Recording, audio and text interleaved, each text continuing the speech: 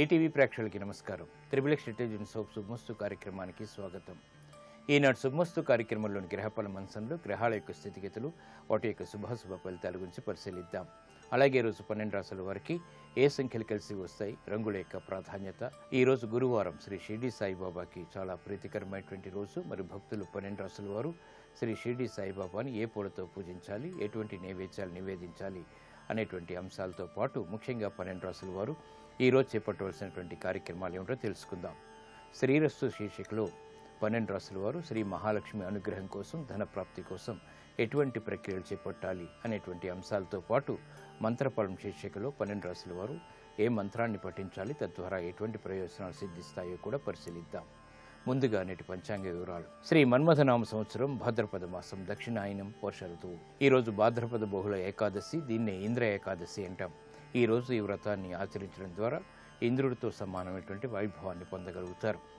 ఈరోజు వారం లక్ష్మీవారం లేదా గురువారం. ఈరోజు చేపట్టేటువంటి ఆధ్యాత్మిక కార్యక్రమాలు, పుణ్య కార్యక్రమాలు, గోసేవ, శనగల దానం, పసుపు వస్త్ర దానం ముఖ్యమైనటువంటి కార్యక్రమాల్లో విజయాలను తెచ్చిపెడుతుంది. అలాగే బృహస్పతి ద్వారా ఏర్పడేటువంటి ప్రతికూల పరిస్థితులను దూరం చేస్తుంది. ముఖ్యంగా జాతకరీత్యా బృహస్పతి ప్రతికూలంగా ఉన్నప్పుడు, కేంద్రాధిపత్య దోషం ఉన్నప్పుడు, అలాగే స్థితిరీత్యా అష్టమ స్థితి కలిగి ఉన్నప్పుడు, గోచారీత్యా కానీ దశరీత్యా కానీ ఈ ప్రక్రియలు బాగా ఉపయోగపడతాయి.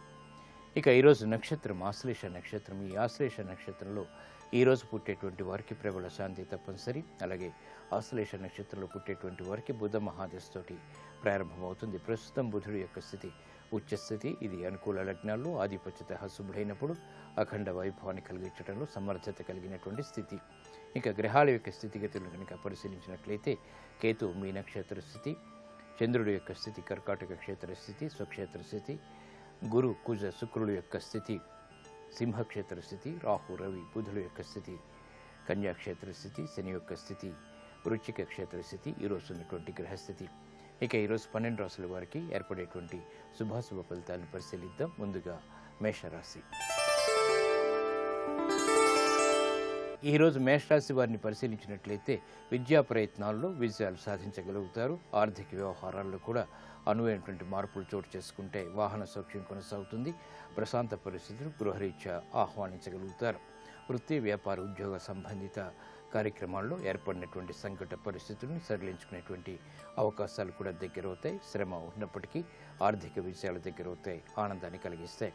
ఆరోగ్య విషయంలో చిరు ప్రతికూలత కొనసాగుతుంది. ఈ రోజు మీ అదృష్ట సంఖ్య 5. ఆకుపచ్చ వర్ణం రక్షణకి దోహదపడుతుంది, ప్రతికూల పరిస్థితులను దూరం చేస్తుంది. గురువారం సందర్భంగా మేషరాశి వారు శ్రీ షిరిడి సాయిబాబాని పసుపు కుంకుమలతో పూజించి పులిహోర్ని నైవేద్యంగా నివేదించడం ద్వారా ఆర్థిక విజయాలు సులభతరంగా సాధించగలుగుతారు. విద్యా ప్రయత్నాలు ఈరోజు మీకు లాభిస్తాయి.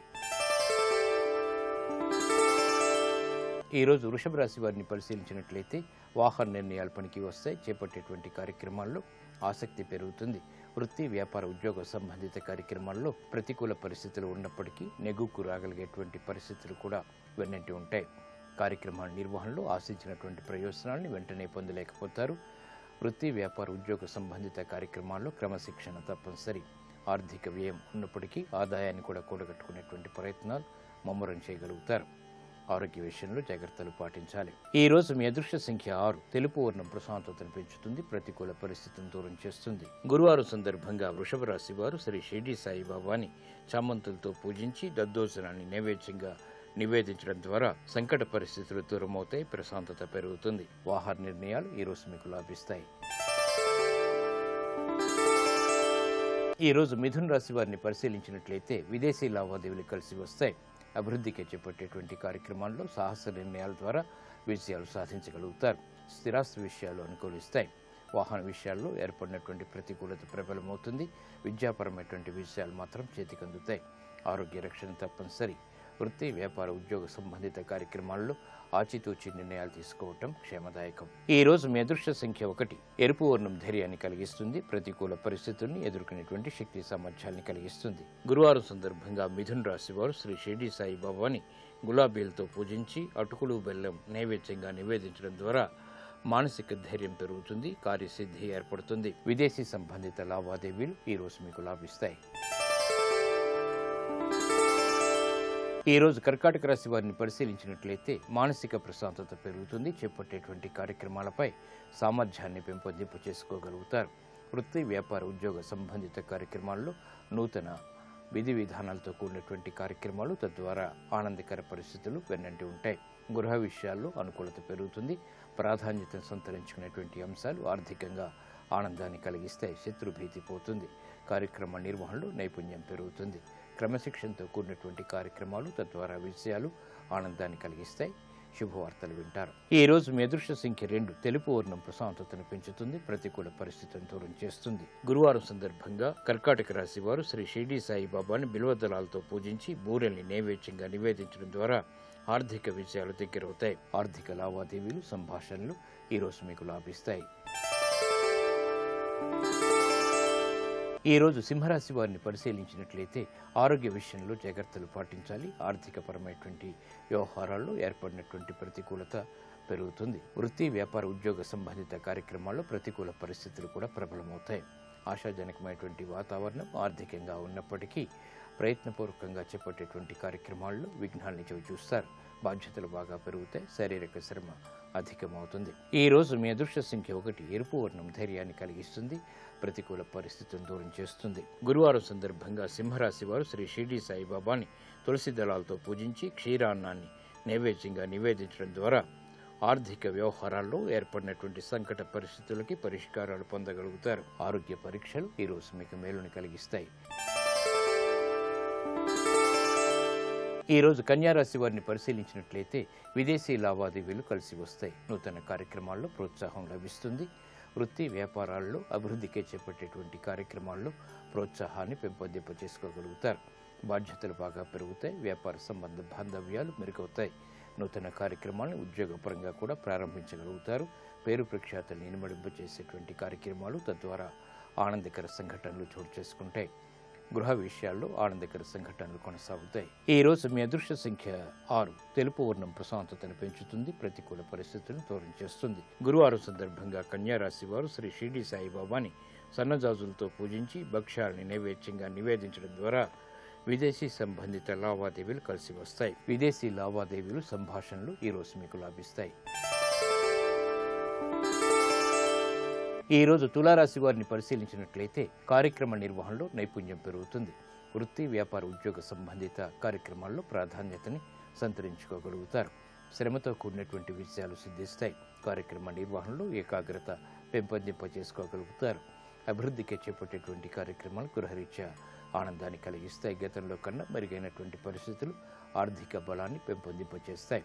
శుభవార్తలు వింటారు. కార్యక్రమ నిర్వహణలో లోపాలని గుర్తించి సవరించుకునేటువంటి అవకాశాలను పెంపొందింప చేసుకోగలుగుతారు. ఈ రోజు మీ అదృష్ట సంఖ్య 3. పసుపు వర్ణం త్వరితగతిన శుభాన్ని కలిగిస్తుంది. గురువారం సందర్భంగా తులారాశి వారు శ్రీ షిరిడి సాయిబాబాని మందారాలతో పూజించి పులగాన్ని నైవేద్యంగా నివేదించడం ద్వారా గృహ సంబంధిత కార్యాల్లో విజయాలు సిద్ధిస్తాయి. శుభ ప్రయత్నాలు ఈ రోజు మీకు లాభిస్తాయి. ఈ రోజు వృశ్చిక రాశి వారిని పరిశీలించినట్లయితే ఉద్యోగ నిర్ణయాలు కలిసి వస్తాయి. కాలయాపంతో కూడినటువంటి కార్యక్రమాలు, తద్వారా ఆలస్యంతో కూడినటువంటి విషయాలు దగ్గరవుతాయి. ఆర్థిక సంబంధ బాంధవ్యాల విషయంలో జాగ్రత్తలు వహించాలి. పెట్టుబడుల విషయంలో కూడా జాగ్రత్తలు పాటించాలి. శ్రమ అధికంగా ఉంటుంది. నూతన కార్యక్రమాల విషయంలో ఏర్పడినటువంటి పొరపాట్లు ప్రబలమవుతాయి. కార్యక్రమ నిర్వహణలో ఏర్పడినటువంటి ప్రతికూలతని సడలించుకునేటువంటి అవకాశాలు దూరమవుతాయి. బాధ్యతలు బాగా పెరుగుతాయి. శ్రమ అధికంగా ఉంటుంది. ఈ రోజు మీ అదృష్ట సంఖ్య 1. ఎరుపు వర్ణం ధైర్యాన్ని కలిగిస్తుంది. ప్రతికూల పరిస్థితిని దూరం చేస్తుంది. గురువారం సందర్భంగా వృశ్చిక రాశి వారు శ్రీ షిరిడి సాయిబాబాని గన్నేరు పూలతో పూజించి చక్కెర పొంగల్ని నైవేద్యంగా నివేదించడం ద్వారా జన్మశని ద్వారా ఏర్పడేటువంటి ఆరోగ్య ప్రతికూలత తగ్గుతుంది. ఉద్యోగ ప్రయత్నాలు, నిర్ణయాలు ఈ రోజు మీకు లాభిస్తాయి. ఈ రోజు ధనుస్సు రాశి వారిని పరిశీలించినట్లయితే ఆర్థిక వ్యవహారాల్లో విజయాలు సాధించగలుగుతారు. నూతన కార్యక్రమాలు వృత్తిపరంగా చేపట్టగలుగుతారు. వ్యాపార సంబంధ బాంధవ్యాలు మెరుగవుతాయి. వృత్తిలో అభివృద్ధికి చేపట్టేటువంటి కార్యక్రమాల్లో ఆర్థిక సహాయ సహకారాలు కూడా పొందగలుగుతారు. రుణ ప్రయత్నాలు కలిసి వస్తాయి. రుణ ఒత్తిళ్లు తగ్గుతాయి. ఆర్థిక వ్యవహారాల్లో ఏర్పడినటువంటి ప్రతికూల పరిస్థితులను అనుకూలంగా మరల్చుకోగలుగుతారు. పెట్టుబడుల విషయంలో జరిగిన పొరపాట్లు సవరించుకోగలుగుతారు. ఆరోగ్య విషయంలో ప్రతికూలత తగ్గుతుంది. ఈ రోజు మీ అదృష్ట సంఖ్య 3. పసుపు వర్ణం త్వరితగతిన శుభాన్ని కలిగిస్తుంది. శుభవార్తను తెచ్చిపెడుతుంది. గురువారం సందర్భంగా ధనుస్సు రాశి వారు శ్రీ షిరిడి సాయిబాబాని సంపెంగులతో పూజించి రొట్టెల్ని నైవేద్యంగా నివేదించడం ద్వారా ఆర్థిక విషయాలు దగ్గరవుతాయి. గృహ సంబంధిత కార్యక్రమాలు ఈ రోజు మీకు లాభిస్తాయి. ఈ రోజు మకర రాశి వారిని పరిశీలించినట్లయితే పిల్లల విషయంలో శ్రద్ధ తప్పనిసరి. ఆర్థిక విషయాల్లో క్రమశిక్షణ లోపిస్తుంది. నూతన కార్యక్రమాలను వేగవంతంగా ప్రారంభించలేకపోతారు. అభివృద్ధికి చేపట్టేటువంటి కార్యక్రమాల్లో ఆటంకాలను చవిచూస్తారు. ఉద్యోగ వ్యవహారాల్లో జాగ్రత్తలు వహించాలి. గృహ సంబంధిత కార్యక్రమాల్లో ప్రశాంతత కొనసాగుతుంది. వృత్తి, వ్యాపార, ఉద్యోగ సంబంధిత కార్యక్రమాల్లో సాహస నిర్ణయాలు పనికిరావు. వ్యాపార సంబంధిత నిర్ణయాల విషయంలో ఏర్పడినటువంటి పొరపాట్లు సద్దుమణుగుతాయి. ఈ రోజు మీ అదృష్ట సంఖ్య 6. ఎరుపు వర్ణం ధైర్యాన్ని కలిగిస్తుంది. ప్రతికూల పరిస్థితిని దూరం చేస్తుంది. గురువారం సందర్భంగా మకర రాశి వారు శ్రీ షిరిడి సాయిబాబాని నందివర్ధనాలతో పూజించి క్షీరాన్నాన్ని నైవేద్యంగా నివేదించడం ద్వారా ప్రమాదాలు దూరమవుతాయి. రుణ ప్రయత్నాలు ఈ రోజు మీకు అనుకూలం. ఈ రోజు కుంభరాశి వారిని పరిశీలించినట్లయితే వ్యాపార నిర్ణయాలు కలిసి వస్తాయి. సంబంధ బాంధవ్యాలు మెరుగవుతాయి. స్థిరాస్తి విషయాల్లో అనుకూలత పెరుగుతుంది. ఆర్థిక విషయాలకై చేపట్టేటువంటి కార్యక్రమాలు ప్రోత్సాహం లభిస్తుంది. వృత్తి, వ్యాపార, ఉద్యోగ సంబంధిత కార్యక్రమాల్లో ఆశించినటువంటి ప్రయోజనాన్ని పొందగలుగుతారు. అభివృద్ధికి చేపట్టేటువంటి కార్యక్రమాల్లో ఆర్థిక విజయాలు సాధించగలుగుతారు. కుటుంబ సఖ్యత పెరుగుతుంది. వాణిజ్యపరమైనటువంటి అంశాల్లో విజయాలు దగ్గరవుతాయి. గృహ విషయాలు అనుకూలం. ఈ రోజు మీ అదృష్ట సంఖ్య 5. ఆకుపచ్చ వర్ణం రక్షణకి దోహదపడుతుంది. ప్రతికూల పరిస్థితులను దూరం చేస్తుంది. గురువారం సందర్భంగా కుంభరాశి వారు శ్రీ షిరిడి సాయిబాబాని పారిజాతాలతో పూజించి పానకం, వడపప్పు నైవేద్యంగా నివేదించడం ద్వారా ఉద్యోగ సమస్యలకు పరిష్కారాలు లభిస్తాయి. వ్యాపార నిర్ణయాలు ఈ రోజు మీకు అనుకూలం. ఈ రోజు మీనరాశి వారిని పరిశీలించినట్లయితే సంబంధ బాంధవ్యాలు మెరుగవుతాయి. వ్యాపార దక్షత పెరుగుతుంది. కార్యక్రమ నిర్వహణలో ఆశించినటువంటి ప్రయోజనాన్ని పొందగలుగుతారు. ఉద్యోగ వ్యవహారాల్లో సాహస నిర్ణయాల ద్వారా సమస్యలు ఎదురవుతాయి. కాబట్టి జాగ్రత్తలు వహించాలి. వ్యాపార నిర్ణయాలు మాత్రం కలిసి వస్తాయి. అభివృద్ధికి చేపట్టేటువంటి కార్యక్రమాలు వృత్తిలో ఊరట కలిగిస్తాయి. నూతన కార్యక్రమాన్ని గృహరీత్యా ప్రారంభించగలుగుతారు. సంతోష వార్తలు వింటారు. ఈ రోజు మీ అదృష్ట సంఖ్య 1. ఎరుపు వర్ణం ధైర్యాన్ని కలిగిస్తుంది. ప్రతికూల పరిస్థితిని దూరం చేస్తుంది. గురువారం సందర్భంగా మీనరాశి వారు శ్రీ షిరిడి సాయిబాబాని చామంతులతో పూజించి పులగాన్ని నైవేద్యంగా నివేదించడం ద్వారా ఆరోగ్య రక్షణ ఏర్పడుతుంది. ఆరోగ్య పరీక్షలు ఈ రోజు మీకు మేలును కలిగిస్తాయి. శ్రీరస్తు శుభమస్తు. శ్రీ మహాలక్ష్మి అనుగ్రహ కటాక్షానికి, ధనవృద్ధికి 12 రాశుల వారు ఎటువంటి ప్రక్రియలు చేపట్టాలో శ్రీరస్తు అంశంలో తెలుసుకుందాం. నియమం తప్పకుండా భోజనం తయారు చేయగానే మొదటి ముద్ద ఆవుకు, చివరి ముద్ద కుక్కకు వేయాలి. దీనివల్ల భాగ్యం ఎప్పుడు మీ వైపే మొగ్గు చూపుతుంది. లక్ష్మీ అనుగ్రహ కటాక్షం లభిస్తుంది. 9 గురువారాలు పసుపు రంగు గల మధురాన్నం అంటే పరమాన్నాన్ని తయారు చేసి పేదలకు పంచిపెట్టాలి. ఆర్థిక సమస్యలు లేక కార్యాలకు కలిగేటువంటి అవరోధాలు తొలగిపోతాయి.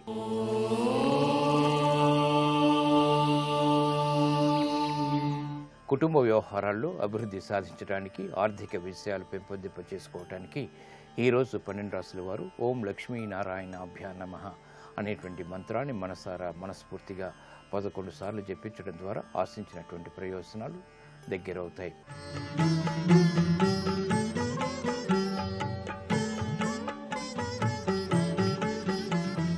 ఈటీవీ ప్రేక్షకులకు నమస్కారం.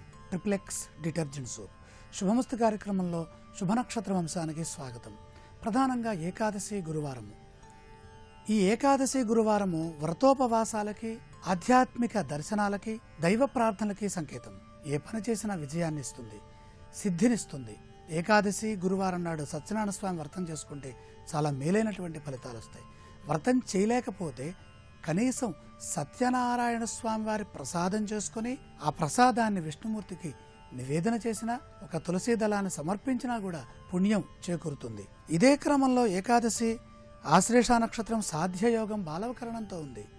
సాధ్యయోగం బాలవకరణం ఏకాదశి గురువారం 4 అంశాలు శుభప్రదంగా ఉన్నాయి. కాబట్టి విజయ పరంపర కొనసాగించడానికి ఈ రోజున చేసేటటువంటి మానవ ప్రయత్నాలన్నీ శుభప్రదమైనటువంటి ఫలితాన్ని ఇస్తాయి.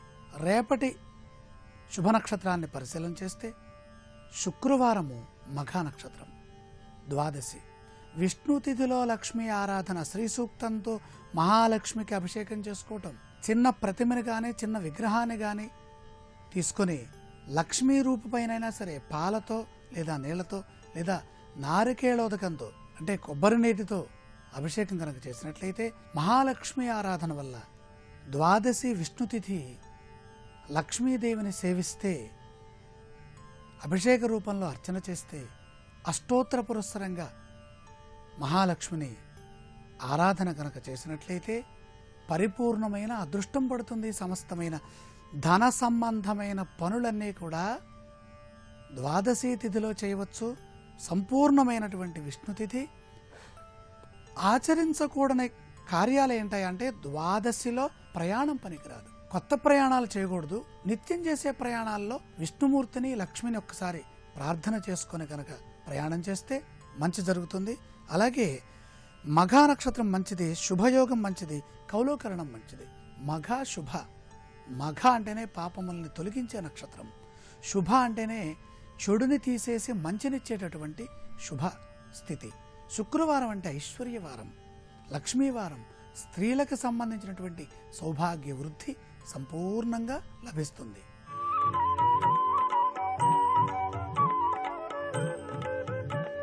జన్మతిథి జాతక చక్ర వంశానికి స్వాగతం. ద్వాదశి తిథిలో యాత్ర, నూతన అన్నప్రాసన, దీన్ని నవాన్నప్రాసన అంటారు. అంటే నవాన్నప్రాసన అంటే 6వ మాసంలో చేసేటటువంటి మొట్టమొదటి అన్నప్రాసన. ఈ రెండు త్యక్తవా వదిలిపెట్టాలి, చేయకూడదు. మిగతా కార్యక్రమాలన్నీ కూడా ఆచరించవచ్చు. ఎందుకని?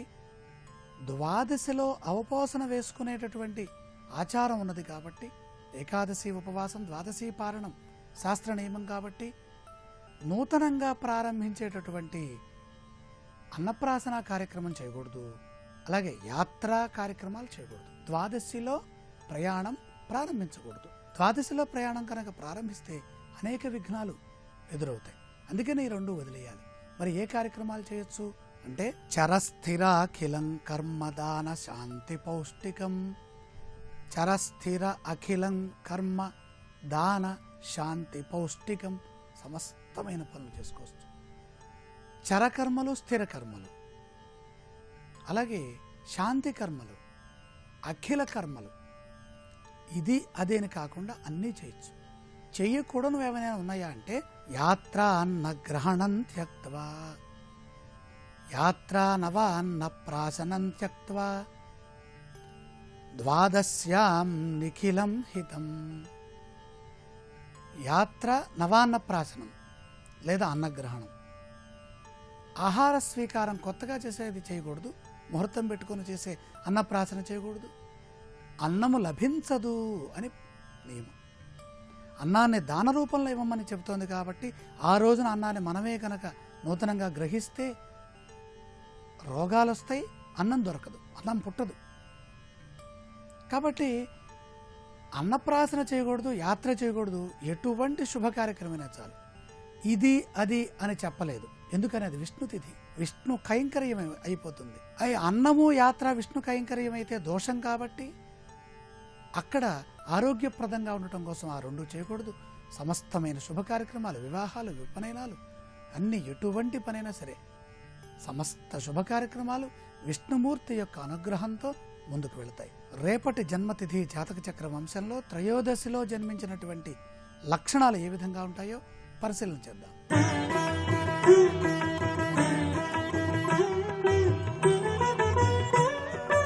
ఈటీవీ ప్రేక్షకులకు నమస్కారం. త్రిబుల్ ఎక్స్ డిటర్జెంట్ సోప్ శుభమస్తు కార్యక్రమంలో శుభయోగం శీర్షికకి స్వాగతం. ఈ శీర్షికన భాద్రపద మాసంలో వచ్చే కృష్ణపక్షం సందర్భంగా ఉప్పును దానం చేస్తే ఎటువంటి ప్రత్యేకమైన ప్రయోజనాలను పొందవచ్చో పరిశీలిద్దాం. చంద్రగ్రహ దోష నివారణకు, మానసిక అశాంతిని తొలగింపజేసుకొని మానసిక ప్రశాంతతను పొందటానికి, చిన్న పిల్లలకు ఉన్నటువంటి బాలారిష్ట దోషాలను నివారింపజేసుకోవటానికి భాద్రపద మాసంలో కృష్ణపక్షం సందర్భంగా ప్రత్యేకమైన విధి విధానాలతో ఉప్పును ఎవరికైనా దానంగా ఇచ్చినట్లయితే ఉత్తమమైనటువంటి ఫలితాలను పొందవచ్చు. ఉప్పును దానం చేయాలని భావించిన తరుణంలో ముందుగా శ్రీకృష్ణ పరమాత్మని ప్రత్యేకమైన విధి విధానాలతో పూజించి ఆ తర్వాత నవగ్రహ ఆలయానికి వెళ్ళి నవగ్రహ ఆలయంలో చంద్రుడిని ప్రత్యేకమైన విధి విధానాలతో పూజించి ఆ తర్వాత ఉప్పును దానంగా ఇచ్చినట్లయితే విశేషమైనటువంటి శుభ ఫలితాలను పొందవచ్చు. శ్రీకృష్ణ పరమాత్మను నీలం రంగు పుష్పాలతో పూజిస్తూ శ్రీకృష్ణ పరమాత్మ చిత్రపటం ముందు 6 ఒత్తులు వేసి ఆవు నెయ్యితో దీపాన్ని వెలిగించాలి. శ్రీకృష్ణ పరమాత్మకి చందనాన్ని అలంకరించాలి. కృష్ణ పరమాత్మకి వెన్నపూసను నివేదించి స్వామివారికి పచ్చకర్పూరంతో హారతి ఇవ్వాలి. శ్రీకృష్ణ పరమాత్మకు నివేదించిన వెన్నపూసను ప్రసాదంగా స్వీకరించాలి. శ్రీకృష్ణ పరమాత్మను పూజించిన తర్వాత గోమాత చుట్టూ 11 ప్రదక్షిణలు చేయాలి. ఆ తర్వాత నవగ్రహ ఆలయానికి వెళ్ళి నవగ్రహ ఆలయంలో చంద్రగ్రహం దగ్గర తెలుపు రంగు పుష్పాలను ఉంచాలి. చంద్రుడి ప్రీతి కోసం నవగ్రహ ఆలయంలో చంద్రగ్రహం దగ్గర 4 ఒత్తులు వేసి ఆవు నెయ్యితో దీపం పెట్టాలి. చంద్రుడికి చందనాన్ని అలంకరించాలి. చంద్రగ్రహానికి కర్పూరము, దోసపండు ముక్కలు, బియ్యము నివేదించాలి. ఆ తర్వాత నవగ్రహ ఆలయంలో చంద్రుడికి పచ్చకర్పూరంతో హారతి ఇవ్వాలి. ఇలా ప్రత్యేకమైన విధి విధానాలతో శ్రీకృష్ణ పరమాత్మను పూజించి ఆ తర్వాత గోమాత చుట్టూ ప్రదక్షిణలు చేసి నవగ్రహ ఆలయంలో చంద్రుడిని పూజించిన తర్వాత 1.25 కేజీ ఉప్పును ఎవరైనా బ్రాహ్మణోత్తముడికి దక్షిణ తాంబూలాలతో సహా దానంగా ఇవ్వాలి. ఇలా భాద్రపద మాసంలో వచ్చే కృష్ణపక్షంలో ఉప్పును దానం చేసినట్లయితే వృత్తి, ఉద్యోగ, వ్యాపారాలలో విశేషమైనటువంటి శుభ ఫలితాలను పొందటానికి, ఆర్థికంగా మంచి ప్రయోజనాలను సిద్ధింపజేసుకోవటానికి, విదేశీ గమనానికై చేసే ప్రయత్నాలలో ఉత్తమ ఫలితాలను పొందటానికి ఆస్కారం ఎంతగానో ఉంది. ఉప్పును దానం చేసిన తర్వాత గృహంలో లక్ష్మీదేవిని తెల్లటి పుష్పాలతో పూజించి లక్ష్మీదేవి చిత్రపటం ముందు 6 ఒత్తులు వేసి దీపం పెట్టి లక్ష్మీదేవికి ఆవు పాలు నివేదించాలి. లక్ష్మీదేవికి నివేదించిన ఆవు పాలు ప్రసాదంగా స్వీకరించాలి. ఇలా ప్రతి ఒక్కరూ కూడా ప్రత్యేకమైన విధి విధానాలతో శ్రీకృష్ణ పరమాత్మని నవగ్రహ ఆలయంలో చంద్రుడిని పూజించి ఉప్పును ఎవరైనా బ్రాహ్మణోత్తముడికి దానంగా ఇవ్వండి. ఆ తర్వాత లక్ష్మీదేవిని పూజించండి. ఉప్పును దానం చేయటం ద్వారా చంద్రగ్రహ దోషాలను నివారింపజేసుకొని శీతల సంబంధమైనటువంటి వ్యాధులు, జలుబు, దగ్గు, ఆయాసం ఇటువంటి వాటిని తొలగింపజేసుకొని మానసిక ప్రశాంతతను సిద్ధింపజేసుకొని సకల కార్యాలలో జయాన్ని పొందండి. రేపటి శుభమస్తు కార్యక్రమంలో శుభయోగం శీర్షికన గృహంలో మహిళామణులు షష్ఠీదేవి వ్రతాన్ని 10 పండ్ల నోమును ఆచరిస్తే ఎటువంటి సత్ఫలితాలు కలుగుతాయో పరిశీలిద్దాం.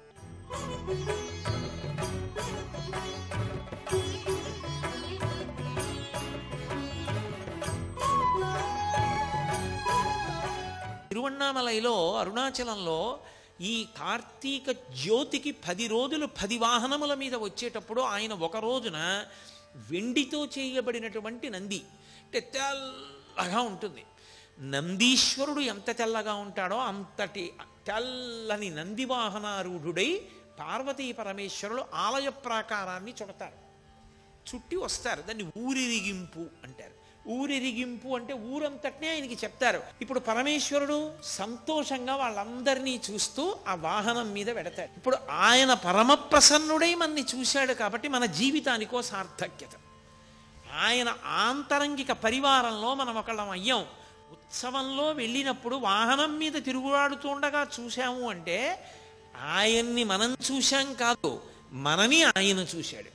దేవాలయంలోకి మనం వెడితే మనం ఆయన్ని దర్శనం చేయడానికి వెళ్ళాం. మన భక్తి వలన ఆయన మనని చూడాలి. ఉత్సవంలో వాహనం మీద బయటకు వస్తే ఆయన మనని చూడ్డానికే బయటకు వచ్చాడు. కాబట్టి 10 రోజులు వాహనం మీద ప్రత్యేకంగా ఒక్కొక్క రోజు ఒక్కొక్క వాహనం మీద ప్రాకారం అంతా ప్రదక్షిణం చేస్తాడు పరమేశ్వరుడు కూడా. ఇక కార్తీక పౌర్ణమి రోజున భక్తులందరూ తీసుకొచ్చి ఇచ్చినటువంటి ఆవు నీతిని అంతటినీ కూడా ఒక పెద్ద కళాయిలో పోస్తారు. అందుకే ఒక్క అరుణాచల క్షేత్రంలో వెలిగించేటటువంటి దీపం ఒక్కొక్కసారి 4 రోజులు 5 రోజులు కూడా వెలుగుతుంది. తిరువణ్ణామలై అసలు ఎక్కడ అంగుళం కూడా ఖాళీ ఉండదు అంటారు. కొన్ని లక్షల మంది జనంతో నిండిపోతుంది. ఇన్ని లక్షల మంది ఎదురు చూస్తుంటారు ఆ జ్యోతి వెలగడానికి. కొంతమంది ఔత్సాహికులు ఆ జ్యోతిని వెలిగించడానికి పెద్ద పాత్ర ఆవు నెయ్యి పోసి ఒత్తి వేసి తీసుకెడుతుంటే దాంతోపాటే పెడతారు పైకి. ఇంతమంది భక్తులు ఇచ్చినటువంటి కర్పూరాన్ని ఆ ఒత్తికి అలదుతారు. అలది చీకటి పడిన తర్వాత వెలిగిస్తారు. అది ఇలా వెలుగు కనపడగానే ఒక్కసారి అరుణాచలం అంతా మార్మోగిపోతుంది. అరుణాచల శివ అరుణాచల శివ అరుణాచల శివ అరుణాచల అని ప్రత్యేకంగా అదే పలుకుతారు. ఆ 4 నామాలు పలుకుతారు. అరుణాచల శివ అరుణాచల శివ అరుణాచల శివ అరుణాచల అని. ఆ నామం ప్రతిధ్వనించిపోతుంది, దిక్కులు మార్మోగిపోతాయి ఆ నామంతో. అప్పుడు అక్కడ జ్యోతి వెలిగించగానే ఇంటింటా జ్యోతులు ఎత్తారు. ప్రతి ఇంట ఇన్ని జ్యోతులతో అసలు మీరు ఆ అరుణాచల క్షేత్రాన్ని చూస్తే ఎక్కడ చూసినా జ్యోతులే. ఇన్ని లక్షల మంది ఆ జ్యోతి వెలుగుతూ ఉండగా పర్వతం మీద ఆ పౌర్ణమి నాడు ప్రదక్షిణం చేస్తారు. కార్తీక పౌర్ణమి నాడు ప్రదక్షిణం చేయడం అంటే మీరు నడవడానికి ఏం ఉండదు. మీరు అంగుళం ఖాళీ వస్తే కాలు కదుపుతూ వెడుతూ ఉండడమే, అంతే. అలా తిరుగుతారు. అసలు అది జనం ఇలా ఇలా నడుస్తూ ఆ గిరి చుట్టూ తిరిగే స్థితిని చూడడం చాలు, అంత అద్భుతంగా ఉంటుంది. కొండంతా జనంతో నిండిపోతుంది. అంత పెద్ద జ్యోతి వెలుగుతూ ఉంటుంది. భగవాన్ రమణుల గురించి సూర్యనాగమ్మ గారి లేఖల్లో మహాతల్లి వర్ణించారు. ఆ అరుణాచల జ్యోతి వెలిగించేటటువంటి రోజున రమణులు సాయంకాలం 4:30-5 అయ్యేటప్పటికి స్నానం చేసేసి వారు నడిచి వస్తుంటే ఆయనకి ఎంత సంతోషం. కార్తీక పౌర్ణమి వచ్చిందంటే ఆయన నడిచి వస్తున్న పరమశివుళ్ళ ఉండేవారు. ఆయన నడిచి వస్తుంటే అక్కడ సోఫా వేసేవారు, పట్టెమంచం లాంటిది. దాని మీద వచ్చి కూర్చునేవారు. భక్తులందరూ గిన్నెల్లోనూ పళ్ళు పదార్థాలు అన్నీ తీసుకొచ్చి చుట్టూ పెట్టేవారు. బ్రాహ్మణులందరూ కూడా పక్కన నించుని ఉండేవారు. ఆ కొండ మీద అరుణాచల జ్యోతి వెలిగేది. రమణాశ్రమం వెనక గేట్లోంచి స్కందాశ్రమానికి వెళ్ళచ్చు పైన. ఆ గేటుకి యువతల భగవాన్ రమణులు పడుకునేవారు. చుట్టూ అందరూ కూర్చునేవారు. ఒక పక్క పౌర్ణమి చంద్రుడు ఆ జ్యోతిని వెలిగించగానే రమణుల సన్నిధానంలో కూడా బల్ల మీద జ్యోతి వెలిగించేవారు. వెలిగించగానే బ్రాహ్మణులందరూ లేచి నిలబడి నకర్మణాన ప్రజాధనీన త్యాగేనైకే అమృతత్వమానసు పరీడనాకం నిహితం గుహాయాం విభ్రాజతే తద్యతయో విశంతి అని కైవల్యోపనిషత్ మంత్రం చెప్పేవారు. మంత్రం చెప్పిన తర్వాత అప్పుడు రమణులు తనలో తాను ధ్యాన పారవస్యంలో ఉండేవారు. సూర్యనాగమ్మ గారు రాసుకున్నారు, నా జన్మ సౌభాగ్యం పండింది. ఒక పక్క చూస్తే ఆకాశంలో పౌర్ణమి నాటి చంద్రబింబం, ఓ పక్కిలా తల తిప్పితే కొండ మీద వెలుగుతున్నటువంటి జ్యోతి, ఒక పక్కిలా తల తిప్పితే ఆ జ్యోతి కాంతి ముఖం మీద పడుతుండగా పరవశించిపోతున్న అపరపరమేశ్వరుడు భగవాన్ రమణులు. ఏకకాలంలో 3 దర్శనం చేసి నా జన్మ ధన్యమైందని రాసుకున్నారు ఆవిడ. కాబట్టి రమణులు కూడా అంత పొంగిపోయేవారు. అన్ని గిన్నెల్లో పదార్థాన్ని నైవేద్యం పెట్టి అందరూ ప్రసాదంగా తీసుకుని గిరి ప్రదక్షిణానికి బయలుదేరిపోయేవారు. అసలు జీవితంలో ఒక్కసారైనా అనుభవించాలి. ఆ కృత్తికా దీపోత్సవం అంత గొప్ప దీపోత్సవం, అది చూసి తీరాలి. ఆ దీపమే పరమేశ్వరుడు, ఆ దీపమే అమ్మవారు, ఆ దీపమే సద్గురువు, అన్నీ ఆ దీపమే. అటువంటి అద్భుతమైనటువంటి ఆ కృత్తికా దీపోత్సవం నాడు తిరువణ్ణామలై పెట్టింది పేరు ఈ ఉత్సవం చేయడానికి. అంత అద్భుతంగా జరిగి 3, 4, 5 రోజులు ఆ జ్యోతి అలా వెలుగుతూనే ఉంటుంది, అలా చూస్తూనే ఉంటారు. ద్రవిడ దేశ సంప్రదాయంలో కృత్తికా దీపోత్సవానికి ముందు భరణి దీపాలని పెడతారు ఇంట్లో. అశ్వని భరణి కృత్తిక అని కదా, భరణీ దీపము అని పెడతారు. అంటే 5 దీపాలు వెలిగిస్తారు ముందు రోజు. ఆ 5 దీపాలు దేనికి సంకేతము అంటే పరమశివుని యొక్క 5 ముఖాలు, సజ్జోజాత అఘోర తత్పురుష వామదేవ ఈశానములు కాదు పంచభూతములు. పరమేశ్వరుడు ఈ సమస్త బ్రహ్మాండాన్ని దేనితో నిర్మాణం చేశాడంటే పంచభూతములే. బయట పంచభూతములే, పిండాండమునందు పంచభూతములే. పృథివీ ఆపస్ తేజో వాయు ఆకాశములు. బయట అవే ఉంటాయి, మట్టి ఉంటుంది, బయట ఆకాశము, బయట నీరు, బయట నిప్పు, బయట పృథివీ ఆపస్ తేజో వాయు గాలి. ఇక్కడ పృథివీ, నీరు, గాలి, అగ్ని, వాయువు అవే ఉంటాయి. ఈ 5 ఒకదాంతో ఒకటి సమన్వయమైనంత కాలం బ్రతికున్నాడని గుర్తు. దీంతో ఇది సమన్వయం అవ్వకపోతే ఇది ఆగిపోయిందని గుర్తు. మీకు నేను ఒక ఉదాహరణ చెప్పాలి అంటే, ఇందులో పృథివి లేదు. పృథివి లేదంటే ఇందులో అన్నం లేదు, ఆకలేస్తోంది. బయట నుంచి పృథివి అంటే ఓ యాపిల్ పండు తెచ్చి ఇందులో పడేశాడు, తిన్నాడు. అందులో పృథివిలో ఉన్న యాపిల్ పండు అనే పృథివిని పిండాండం పుచ్చుకుంది, జీర్ణం చేసుకుంది. కొంత పిప్పి మిగిలిపోయింది. ఎవరు పుచ్చుకుంటారు? మళ్ళీ బ్రహ్మాండమే పుచ్చుకుంటుంది పొద్దున్నే ఆ పిప్పిని. మళ్ళీ దీనికి దాహం వేసింది, బ్రహ్మాండంలో నీళ్లు పట్టుకొచ్చి పిండాండంలో పోస్తాడు. పిండాండంలో నీళ్లు మిగిలిపోయి బ్రహ్మాండంలో వదిలిపెట్టేస్తాడు. పిండాండానికి ఊపిరి వాయువు కావాలి, బ్రహ్మాండంలోంచి పుచ్చుకుంటాడు. మలినమైన వాయువు వదిలిపెట్టాలి, బ్రహ్మాండం పుచ్చుకుంటుంది. ఈ బ్రహ్మాండ పిండాండ సమన్వయమునకు జీవితం అని పేరు. బ్రహ్మాండంతో పిండాండం సమన్వయం అవ్వలేదనుకోండి, ఇది పుచ్చుకోవట్లేదు పృథివీ, నాకు అక్కర్లేదంటోంది, ఆకలి లేదు, ఏమీ అడగట్లేదు, తెచ్చి పెట్టారనుకోండి కక్కేస్తోంది, పుచ్చుకోదు.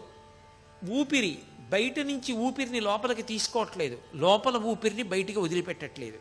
బయట నీరు లోపల పోసుకోవట్లేదు, లోపల నీరు బయటికి విడిచిపెట్టట్లేదు, ఆగిపోయిందని గుర్తు.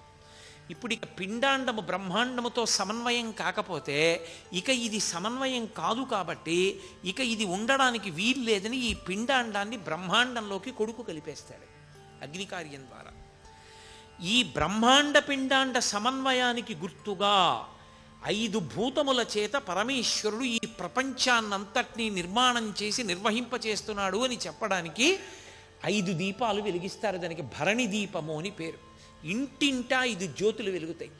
ఇంటింటా 5 దీపాలు వెలిగించి ఈ 5 దీపాలు కృత్తికా దీపంగా ఒక దీపంగా మారిపోతాయి, ఒక దీపంగా వెలిగిస్తారు. అంటే ఈ 5 కూడా చిట్ట చివరికి పరమేశ్వరునిలోనికి వెళ్ళిపోతాయి.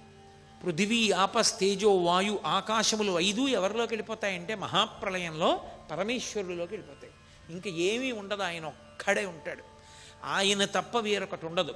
దానికి సూచనగా కృత్తికా దీపాన్ని ఒక జ్యోతిని వెలిగిస్తారు. ఇలా భరణి దీపము కృత్తికా దీపము అని 2 దీపాలుగా ఇళ్లల్లో వెలిగిస్తారు.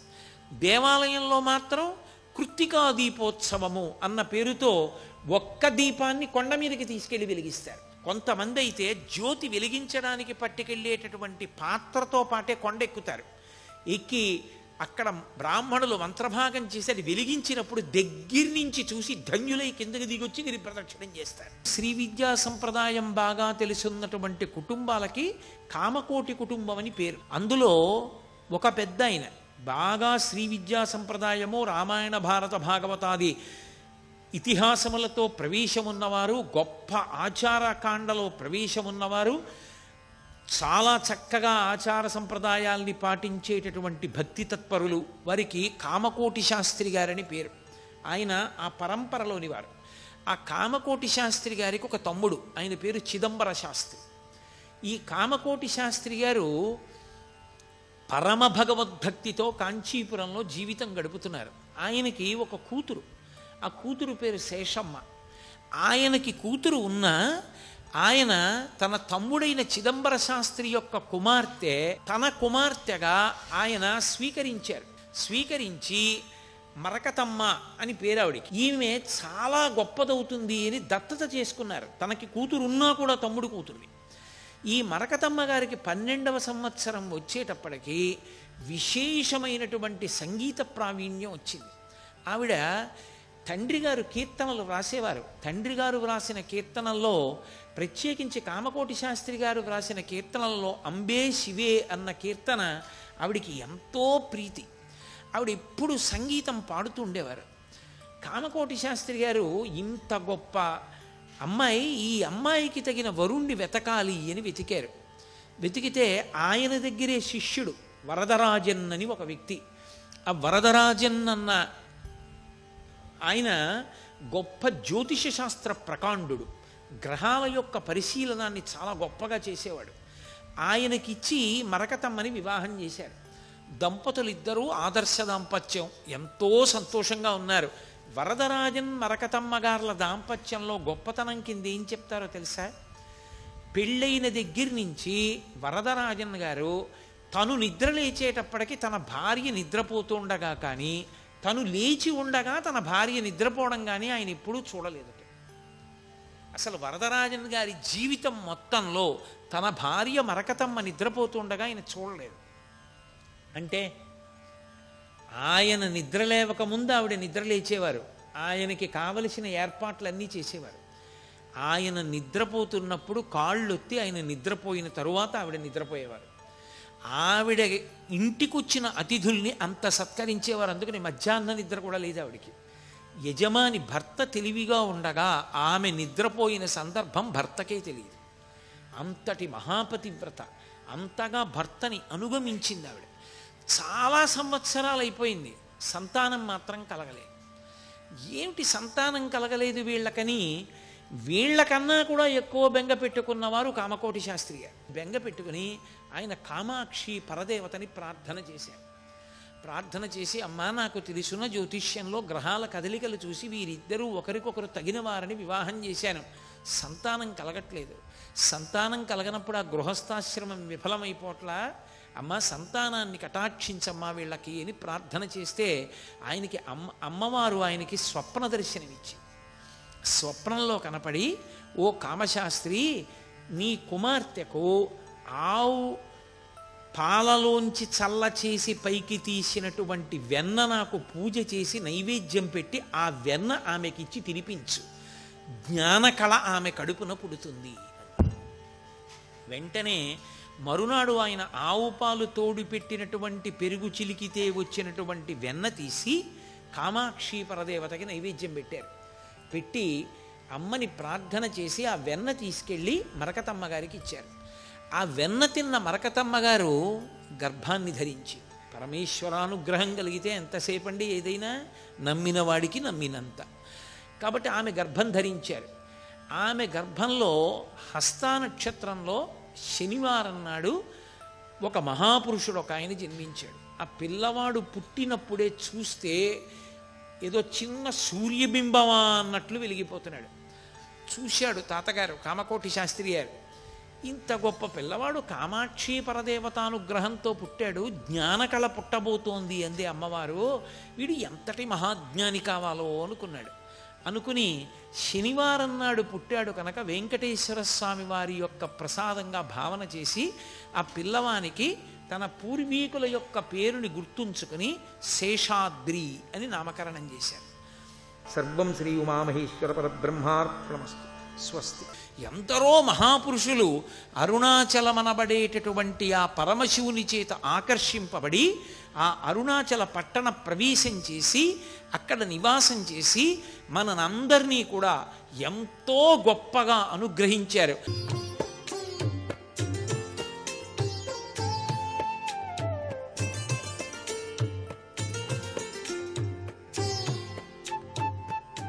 ట్రిపుల్ ఎక్స్ డిటర్జెంట్ సోప్ శుభమస్తు కార్యక్రమంలో గృహబలం అంశానికి స్వాగతం.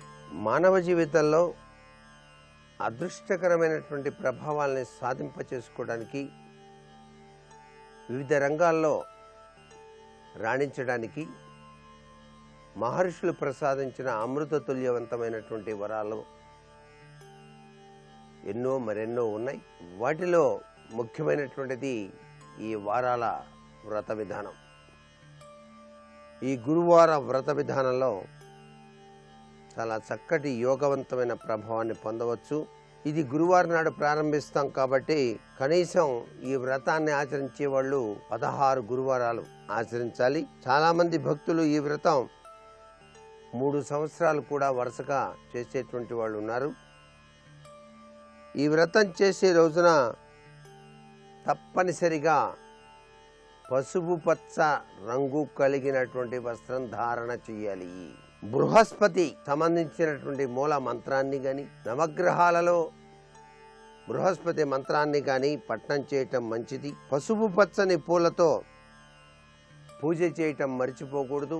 భోజనంలో శనగపిండితో చేసినటువంటి మిఠాయిలు, లడ్డూలు దానం చేయాలి. పసుపు పచ్చని అన్నం, కేసరి వేసిన అన్నం ఆ రోజు భోజనం చేయాలి. అదే దానం కూడా చేయవచ్చు. చివరి గురువారం హోమాన్ని కానీ పూర్ణాహుతిని కానీ చేసి బ్రాహ్మణులకు పిల్లలకు భోజనం పెట్టాలి. గురువారం నాడు బృహస్పతిని ఆరాధన చేసి దక్షిణామూర్తి తత్వంలో విరాజిల్లేటువంటి ఆ దక్షిణామూర్తి స్వామి వారిని కూడా ధ్యానం చేయాలి. హయగ్రీవ ఉపాసన విశిష్టవంతమైన ప్రభావాన్ని కలిగింపచేస్తుంది. జ్ఞానానందమయం దేవం నిర్మల స్ఫటికాకృతిం ఆధారం సర్వ విద్యానాం హయగ్రీవముపాస్మహే అని చెప్పేసి మీ ఇంటిలోని విద్యార్థులు గనక ధ్యానం చేస్తే చక్కటి యోగవంతమైనటువంటి విద్య రాణించడానికి ఆస్కారం అత్యధికంగా కనిపిస్తుంది. అంతేకాకుండా ఈ వ్రతంలో తప్పనిసరిగా అరటి చెట్టును పూజ చేయాలి.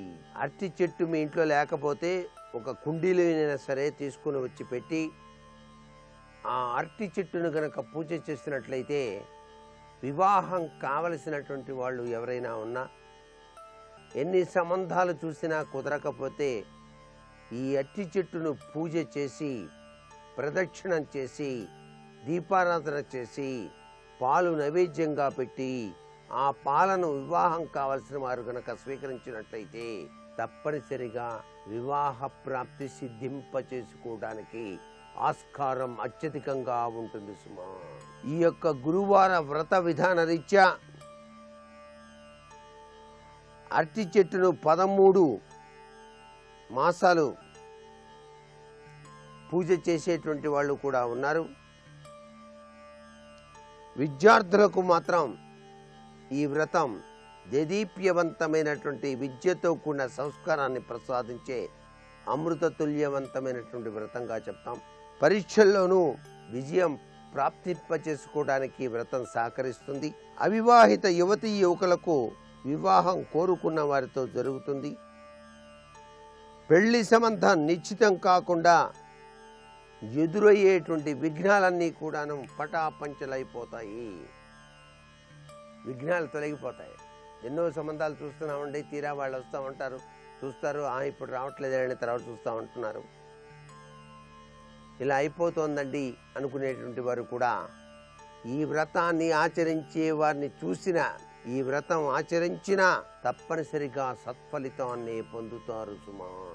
ఈ గురువార వ్రత నియమాలు పాటించేటువంటి వాళ్ళు షిర్డీ సాయిబాబా దేవాలయానికి వెళ్ళి అక్కడ ఇచ్చేటువంటి వివిధ హారతులను సందర్శించి మనస్పూర్వకంగా నమస్కృతాంజలి గడించి తప్పనిసరిగా ఆ స్వామి గుడి చుట్టూతా ప్రదక్షిణాలు నిర్వహించి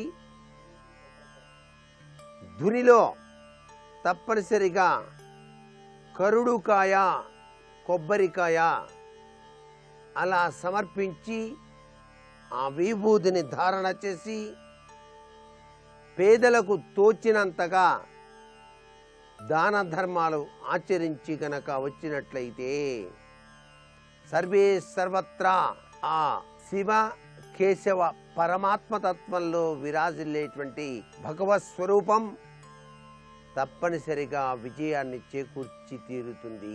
మానసిక శాంతి ప్రసాదింపబడుతుంది. అనుకోని సంఘటనలు జరగకుండా నివారించబడతాయి. ఈ గురువార వ్రత నియమాలలో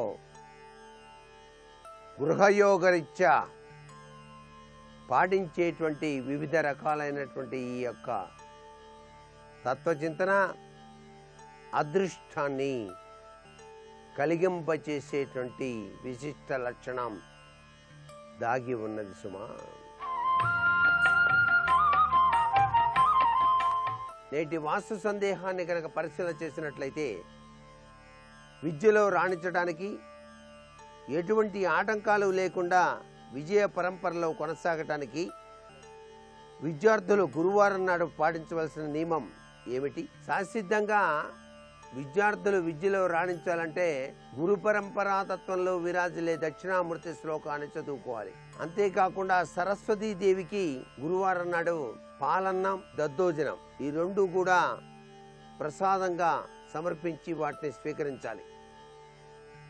ఇలా గనక చేసినట్లయితే విద్యార్థులు విద్యలో రాణించడమే కాకుండా మంచి బంగారం లాంటి భవిష్యత్తును సాధింపచేసుకోవడానికి ఆస్కారం అత్యధికంగా ఉంటుంది సుమా.